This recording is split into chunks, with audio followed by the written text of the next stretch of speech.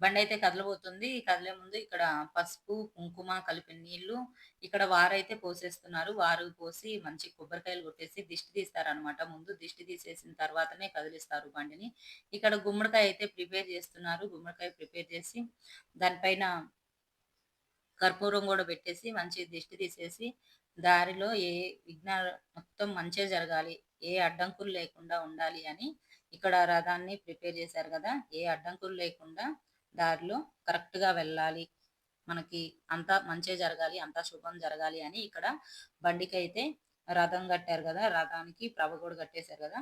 ఇది అంతా మంచి జరగాలి. దారిలో గూడా ఏ అడ్డంకులు లేకుండా ఉండాలి అని ఇక్కడ దిష్టయితే తీస్తున్నారు. గుమ్మడికాయ తోటి పసుపు, కుంకుమ అన్నీ వేసేశారు. గుమ్మడికాయ అయితే బాగా చక్కగా పగిలిపోయింది. దాని మీద పసుపు, కుంకుమ ఏసేసి ఇప్పుడు కొబ్బరికాయలైతే కొడతారు. ఈ రథం కదిలే ముందుగా అందరైతే ఊర్లో పెద్దోళ్ళు అందరూ మగవాళ్ళు అందరూ ఉంటారు గదా! వాళ్ళైతే కొబ్బరికాయలైతే గోవింద నామాలు చెప్పుకుంటా గోవింద గోవింద అని చెప్పుకుంటూ కొబ్బరికాయలైతే కొడతారు.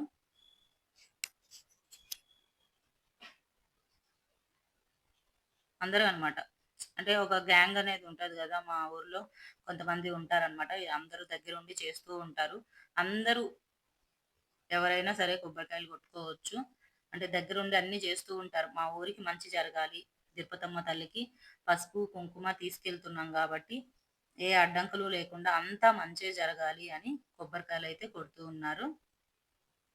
గోవింద గోవింద గోవింద అని అందరూ చెప్పుకుంటూ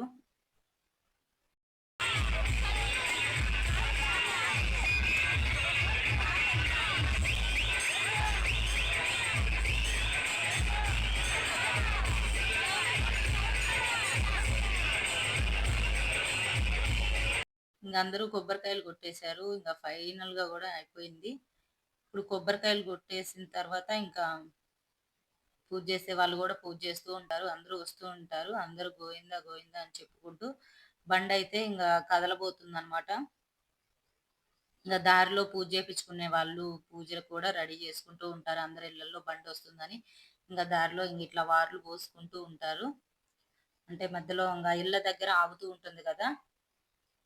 ఇళ్ళ దగ్గర ఆగినప్పుడు కూడా ఇంకా వారు పోసుకుంటూ పసుపు, కుంకుమ అమ్మవారికి అందించుకుంటూ ఎవరైనా బట్టలు పెట్టేవాళ్ళైనా సరే ఇక్కడ బండయితే కదలబోతుంది. ఇంగ మా ఊరు నుంచి. ఇంగ నెక్స్ట్ వీడియోలో చూపిస్తాను.